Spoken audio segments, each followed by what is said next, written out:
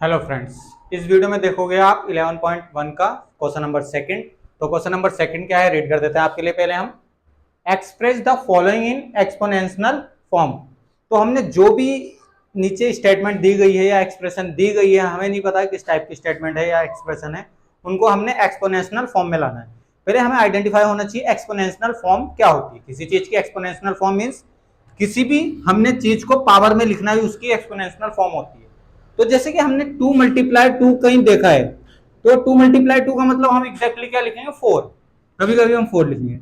तो अब ये 4 वैल्यू है, बट उसने बोला 2 इंटू 2 को एक्सपोनेंशियल फॉर्म में लिखो। 2 इंटू 2 को कैसे एक्सपोनेंशियल फॉर्म में, 2 की पावर कितनी है, 2 कितनी बार है, 2 बार।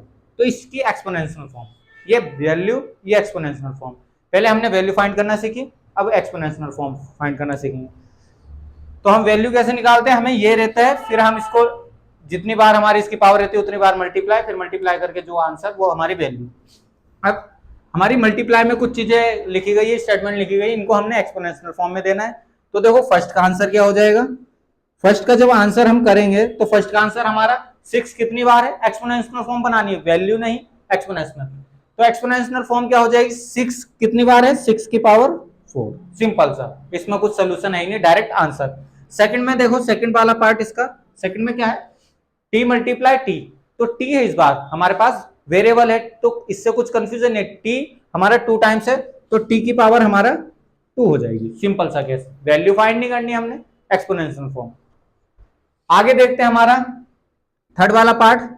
थर्ड वाले पार्ट में क्या है, देखो b हमारा 4 टाइम्स, तो b की पावर 4, तो b raise to the power 4, इस टाइप से। अब आता है हमारा फोर्थ नंबर का। तो फोर्थ नंबर का देखो क्या है, अब इसमें 2 भी है और a भी है। तो 2 कितनी टाइम्स है, आपको दिख रहा होगा 2 टाइम्स, तो 2 रेज टू दी पावर 2, और बीच में मल्टीप्लाई लगाएंगे, नीड है हमें। और a की पावर कितनी है हमारी, a भी हमारा 2 बार। तो इस टाइप से इसकी एक्सपोनेंशियल फॉर्म। सिंपल सा, जब दो चीजें आए, एक नंबर आए, न्यूमरल्स आए, और दूसरा अलजेब्रिक एक्सप्रेशन आए, तो दोनों को लिखना जानते हैं हम। मल्टीप्लाई में सब चीज, तो 2 की पावर लिख दो, फिर मल्टीप्लाई a की पावर लिख दो। अब देखो फिफ्थ पार्ट इसका, सिंपल से देखते जाओ आप बस, ये तो बहुत इजी पार्ट है हमारा, ज्यादा टाइम लगना नहीं इसमें। तो 5 हमारा कितने टाइम्स है, 5 2 टाइम्स, मल्टीप्लाई एंड 7 2 टाइम्स। ये देखो नंबर भी 2 आ सकते हैं। अब 5 2 टाइम्स आया एंड 7 2 टाइम्स आया, तो हमने दोनों की पावर एक्सपोनेंशियल में कन्वर्ट कर दिया। आगे आता है हमारा a है, c है और d है।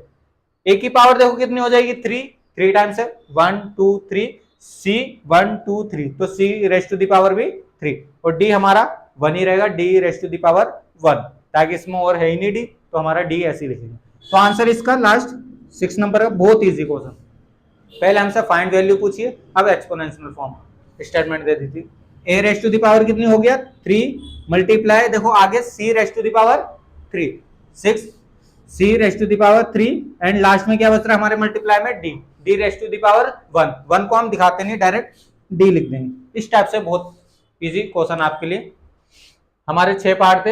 Express the following in exponential form, हमने पावर में कन्वर्ट करना था कुछ स्टेटमेंट को। जब मल्टीप्लाई में कुछ चीजें लिखी रहती है तो हमें एक्सपोनेंशियल फॉर्म में लिखना रहता है। फॉर एग्जांपल जैसे अब ये लिखा है 2 मल्टीप्लाई 3, तो इसको तो हम एक्सपोनेंशियल में कन्वर्ट ही नहीं कर सकते, बट कभी आगे 2 एक और आ गया और 3 भी एक और आ गया, तो इसको एक्सपोनेंशियल फॉर्म में कन्वर्ट कर सकते हैं। तो 2 raise to the power 2 multiply 3 raise to the power 2। अब डिपेंड करता है 2 कितनी बार है, 3 कितनी बार है, और मल्टीप्लाई का सिंबल क्यों आया, ताकि हर चीज मल्टीप्लाई में थी। सिंपल सा केस। आशा करते हैं आपको क्वेश्चन समझ में आया होगा। वीडियो को पॉज करके नोट करें, बहुत जल्द मिलेंगे थर्ड क्वेश्चन में। धन्यवाद।